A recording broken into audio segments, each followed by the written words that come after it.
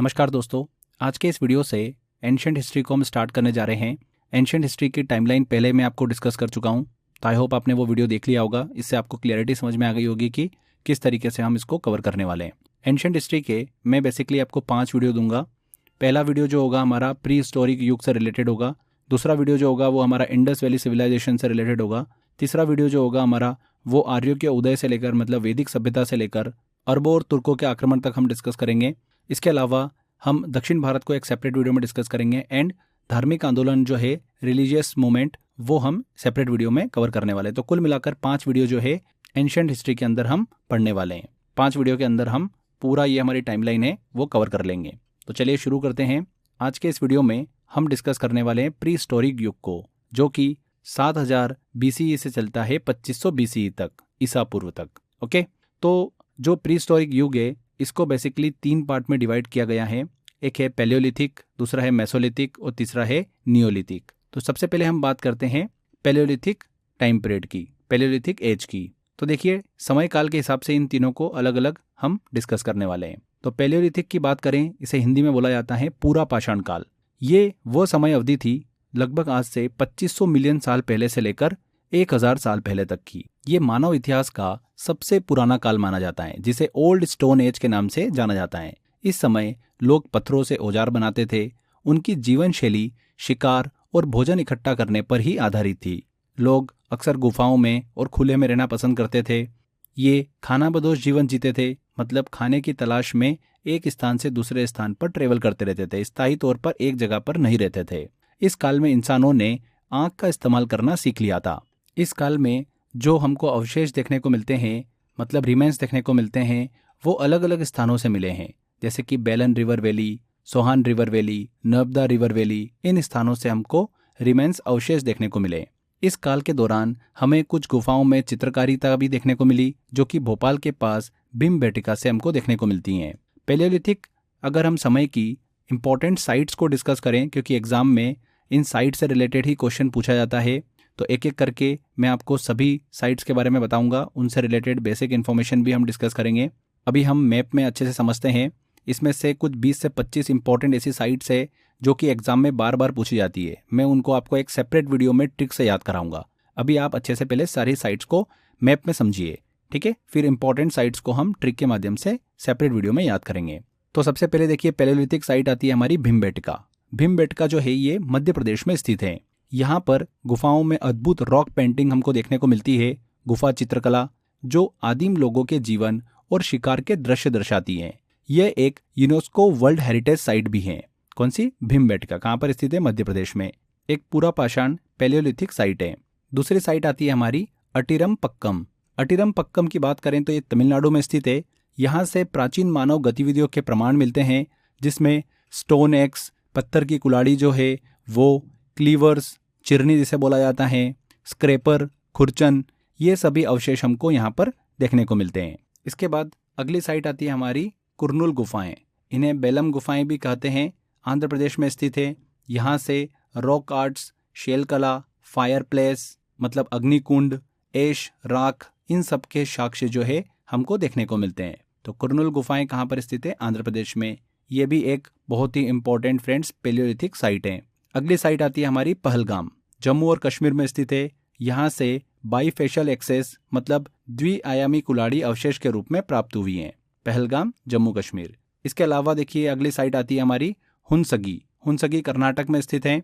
यहाँ से stone tools, पत्थर के जो औजार होते हैं वो, हैंड एक्सेस, हाथ की कुल्हाड़ियाँ, ये हमको अवशेष के रूप में प्राप्त हुई हैं। नेक्स्ट साइट आती है पेसरा। ये बिहार में स्थित है।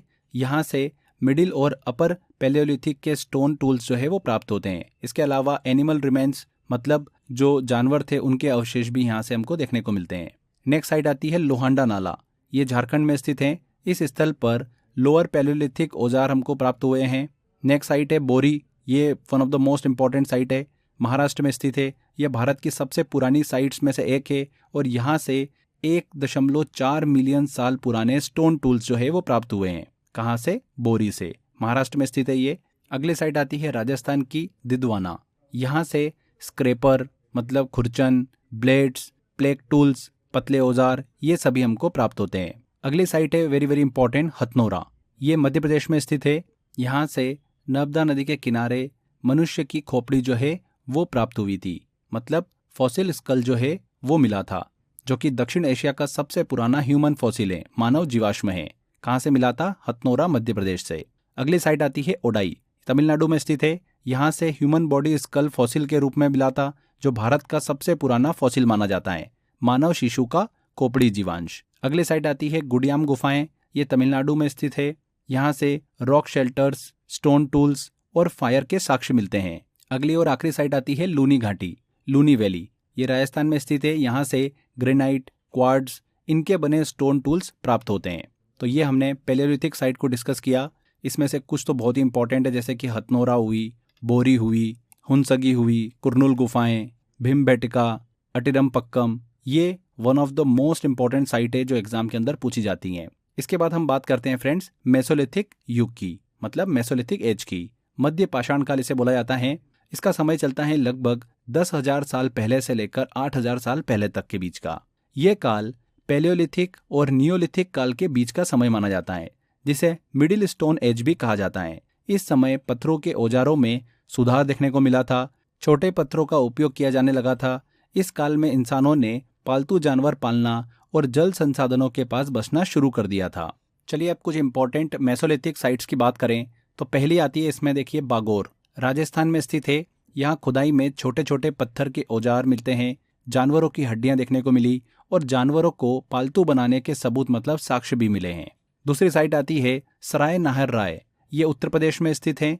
यहाँ पर छोटे छोटे पत्थर के औजार और मानव दफन स्थल ह्यूमन ब्यूरियल्स साक्ष्य के रूप में प्राप्त हुआ है। इसके अलावा इंपॉर्टेंट साइट आती है आदमगढ़, मध्य प्रदेश में स्थित है। यहाँ से पत्थर युग मतलब स्टोन एज, प्राचीन पाषाण युग, मध्य पाषाण युग, शैल चित्र, रॉक पेंटिंग्स और छोटे छोटे पत्थर के औजार जो है वो प्राप्त हुए हैं। नेक्स्ट साइट है चोपनी मंडो, ये भी इंपॉर्टेंट है, उत्तर प्रदेश में स्थित है। यहाँ से भी छोटे छोटे पत्थर के औजार, हड्डियों के औजार, बोन टूल्स और मिट्टी के बर्तन मतलब पॉटरी जो है वो देखने को मिलती हैं। अगली साइट आती है सेबालगिरी, सेबालगिरी मेघालय में स्थित है। यहाँ पर प्राचीन मानव गतिविधियों के निशान मिलते हैं। अगले साइट है हमारी तेरी साइट्स, तमिलनाडु में स्थित है। यहाँ से भी छोटे छोटे पत्थर के औजार जो है वो साक्ष्य के रूप में प्राप्त हुए हैं। नेक्स्ट आता है बेलन घाटी, ये भी इंपॉर्टेंट है। इस घाटी में लगभग 100 साइट्स मिली है, जिनमें प्राचीन पाषाण युग, मध्य पाषाण युग और नव पाषाण युग मतलब नियोलिथिक के साक्ष्य हमको प्राप्त हुए हैं। तो बेलन घाटी से तीनों समय युग के जो भी है पैलियोलिथिक, मेसोलिथिक और नियोलिथिक, इनके साक्ष्य हमको देखने को मिलते हैं। अगला आता है महदोआ, उत्तर प्रदेश में स्थित है। यहाँ से छोटे छोटे पत्थर के औजार जो है वो हमको साक्ष्य के रूप में प्राप्त हुए हैं। एंड लास्ट में है बीरभनपुर, जो कि पश्चिम बंगाल में स्थित है। यहाँ से भी छोटे छोटे पत्थर के औजार जो है माइक्रोलिथ्स वो प्राप्त हुए हैं। तो ये हमने मेसोलिथिक साइट्स को डिस्कस किया। इसमें अगर इंपॉर्टेंट साइट्स की बात करें तो उसमें आती है देखिए बेलन घाटी, चोपनी मंडो, आदमगढ़ और बागोर। ये कुछ इंपॉर्टेंट साइट्स है जो कि आपको पता होना चाहिए। मेसोलिथिक के बाद में अगली एज आती है हमारी नियोलिथिक। नियोलिथिक मतलब नवपाषाण काल। ये समय अवधि जो है लगभग 8,000 साल पहले से लेकर 4,000 साल पहले तक की है। इसे न्यू स्टोन एज के रूप में भी जाना जाता है। इस समय इंसानों ने खेती करना शुरू कर दिया था, जिससे उन्हें भोजन का स्थायी स्रोत मिला। लोग अब स्थायी रूप से एक जगह पर बसने लगे थे। इस टाइम में लोग मिट्टी के बर्तन, कपड़े और अन्य दैनिक उपयोग की चीजें जो है वो बनाने शुरू कर दिए थे। इस काल में लोग पशुपालन भी करने लगे थे और बड़े पत्थरों से बने मकान बनाना शुरू कर दिए थे। इस काल में मनुष्य ने कृषि की शुरुआत करी थी, एग्रीकल्चर की शुरुआत की थी और मनुष्य पूरी तरीके से एग्रीकल्चर करने लगा था, कृषि करने लगा था। फर्स्ट एविडेंस ऑफ एग्रीकल्चर की बात करें हम तो हमको मिलते हैं मेहरगढ़ से, जो कि पाकिस्तान में स्थित है। यहाँ से जौ, गेहूं और कपास के साक्ष्य हमको देखने को मिलते हैं। जम्मू कश्मीर के बुरजोम नामक स्थान से मानव कंकाल के साथ में कुत्ते की हड्डियों के साक्ष्य हमको देखने को मिल जाते हैं। इसी के साथ साथ यहीं से ही मिट्टी के बर्तन के साक्ष्य भी हमको देखने को मिल जाते हैं। नियोलिथिक के अगर हम इंपॉर्टेंट साइट्स को डिस्कस करें तो उसमें सबसे पहली आती है फ्रेंड्स मेहरगढ़। बहुत ही इंपॉर्टेंट है, बहुत बार एग्जाम में पूछा आता है। पाकिस्तान में स्थित है ये, बलूचिस्तान में। यहाँ से खेती मतलब एग्रीकल्चर के सबसे पुराने प्रमाण मिलते हैं हमको, जैसे कि जौ, गेहूं, इन सब की खेती के यहाँ पर हमको साक्ष्य देखने को मिले। दूसरी साइट आती है हमारी बुरजोहम। बुरजोहम जो है ये जम्मू कश्मीर में स्थित है। यहाँ पर मानव कंकाल के साथ में कुत्ते की हड्डियां मिली हैं, जो पालतू जानवरों के संकेत देती हैं। यहाँ से पिट ड्वेलिंग मतलब गड्ढा निवास के साक्ष्य भी हमको मिलते हैं। अगली साइट आती है हमारी गुफकरौल। गुफकरौल जो है जम्मू कश्मीर में स्थित है। यहाँ पर नवपाषाण काल की बस्तियां मिलती है, नियोलिथिक टाइम की बस्तियां मिलती है जो मानव निवास का संकेत देती हैं। नेक्स्ट साइट है बिहार की चिरांद। इसे rising son of Neolithic site in India के रूप में भी जाना जाता है। यहाँ से नियोलिथिक, कैल्कोलिथिक और आयरन एज के साक्ष्य हमको देखने को मिलते हैं। अगली साइट वेरी वेरी इंपॉर्टेंट, कोल्डी हवा। ये उत्तर प्रदेश में स्थित है। यहाँ पर चावल मतलब राइस की खेती के सबसे पुराने साक्ष्य हमको मिलते हैं। एग्जाम में पूछा गया था क्वेश्चन ये कि इनमें से कौन सी ऐसी जगह है जहाँ से चावल की खेती के सबसे पुराने साक्ष्य मिले थे, तो कौन सी है? कोल्डी हवा है। ठीक है, एक नियोलिथिक साइट है ये जो साइट है ये आदिम कृषि का संकेत देती है। इसके अलावा अगली साइट आती है हमारी महगरा। ये उत्तर प्रदेश में स्थित है। यहाँ पर पशुपालन के साक्ष्य मिलते हैं जो उस समय की जीवन शैली का परिचय देते हैं। नेक्स्ट तमिलनाडु की साइट आती है पयमपल्ली। यहाँ से स्टोन टूल्स, पॉटरी के साक्ष्य हमको मिलते हैं जो उस समय के जीवन को दर्शाते हैं। अगली कर्नाटक की साइट आती है हल्लूर। यहाँ से आयरन एरोहेड मतलब लोहे की तीर की नोक, इसके अलावा चाकू, ग्राइंडिंग स्टोन्स, पीसने के पत्थर, इनके साक्ष्य हमको देखने को मिलते हैं। हल्लूर भी काफी इंपॉर्टेंट है। नेक्स्ट साइट आती है संगरन कल्लू। ये भी कर्नाटक की साइट है। यहाँ से नियोलिथिक टाइम के बीट्स मतलब मोतियां, पॉटरी, ये सभी साक्ष्य हमको देखने को मिलते हैं। अगली और आखिरी साइट आती है नियोलिथिक की मॉस्की। ये भी बहुत ही इंपॉर्टेंट है, कर्नाटक में स्थित है। यहाँ से छोटे छोटे पत्थरों के औजार, गोल्ड बीट्स, सोने की मोती और पॉटरी के साक्ष्य मिलते हैं। तो ये हमने नियोलिथिक की सभी इंपॉर्टेंट साइट्स को डिस्कस किया है। नियोलिथिक एज के बाद में दोस्तों हमको ताम्रपाषाण काल देखने को मिलता है, कैल्कोलिथिक टाइम देखने को मिलता है। ये समय चलता है लगभग 4000 साल पहले से लेकर 2000 साल पहले तक का। इस काल में इंसानों ने पत्थर के साथ साथ तांबे का भी उपयोग करना शुरू कर दिया था। इस समय में पत्थर और तांबे से बने औजारों का प्रयोग खेती, पशुपालन, स्थायी बस्तियों, इनके विकास में होता था। यह समय मुख्य रूप से ताम्रपाषाण संस्कृति के विकास का संकेत देता है। इंपॉर्टेंट हम कैल्कोलिथिक साइट्स की बात करें तो पहली आती है इनाम गांव। ये महाराष्ट्र में स्थित है। यह साइट घोड़ नदी के किनारे स्थित है। यहाँ से स्थायी बस्तियों और दफन स्थलों, ब्यूरियल्स के साक्ष्य मिलते हैं। इनाम गांव की विशेषता यह है कि यहाँ पर खेती और पशुपालन के साक्ष्य मिले हैं जो इस बात का प्रमाण देते हैं कि यहाँ के लोग कृषि और पशुपालन में निपुण थे। दूसरी साइट आती है हमारी आहड़। ये राजस्थान में स्थित है। यह स्थान कैल्कोलिथिक काल मतलब ताम्रपाषाण काल के औजारों और तांबे की खदान के लिए बहुत ज़्यादा प्रसिद्ध हैं। यहाँ के लोग तांबे का उपयोग औजार बनाने में और दैनिक जीवन में करते थे जो उस समय की तकनीकी प्रगति को दर्शाता है हमको। तीसरी साइट आती है हमारी कायथा। ये मध्य प्रदेश में स्थित है। यहाँ से तांबे के औजार और मिट्टी के बर्तनों के साक्ष्य मिलते हैं। चौथी साइट आती है, ये भी मध्य प्रदेश की साइट है, नवदा टोली। यहाँ से मिट्टी के बर्तन और समाज के विकास के साक्ष्य हमको देखने को मिलते हैं। यहाँ की खुदाई से खेती और स्थायी बस्तियों के विकास के संकेत मिले हैं। तो फ्रेंड्स, ये हमने प्री हिस्टोरिक युग को अच्छे से डिस्कस किया। 7000 BCE से लेकर 2500 BCE के बीच तक का टाइम हमने कवर किया है। लास्ट में कुछ इंपॉर्टेंट फैक्ट है जो कि आपको पता होना चाहिए, कभी कभी क्वेश्चन पूछ लेते हैं। पुरापाषाण काल शब्द का उपयोग सबसे पहले पुरातत्वविद जॉन लुबाक ने 1865 में किया था। किसने किया था? जॉन लुबाक ने।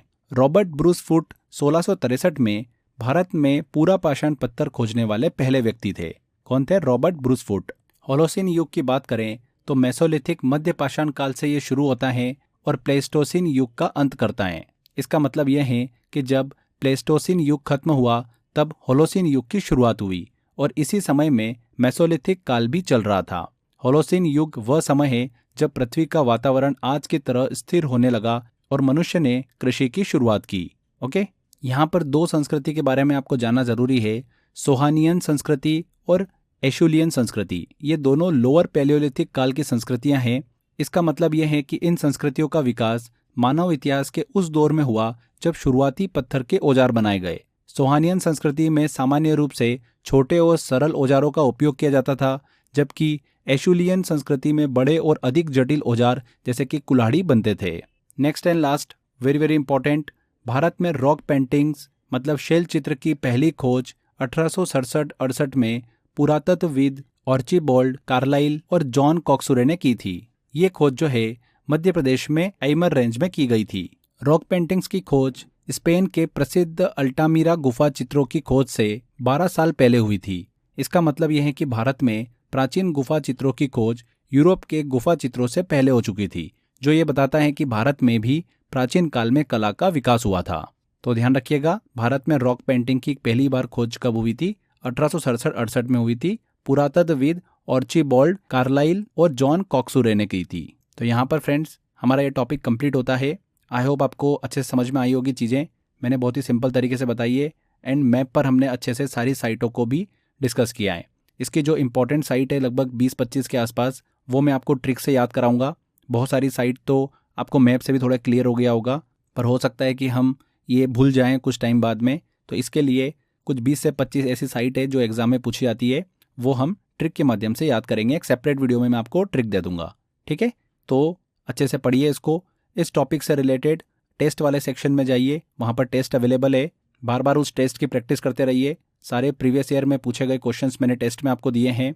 जितनी ज़्यादा आप टेस्ट की प्रैक्टिस करेंगे, आपको उतना अच्छा आइडिया लगेगा कि कैसे क्वेश्चन एग्जाम में बन रहे हैं और आपका कॉन्फिडेंस भी बूस्ट होगा। तो यहाँ पर हमारा ये टॉपिक कंप्लीट होता है। मिलते हैं अगले वीडियो में। Till then bye bye.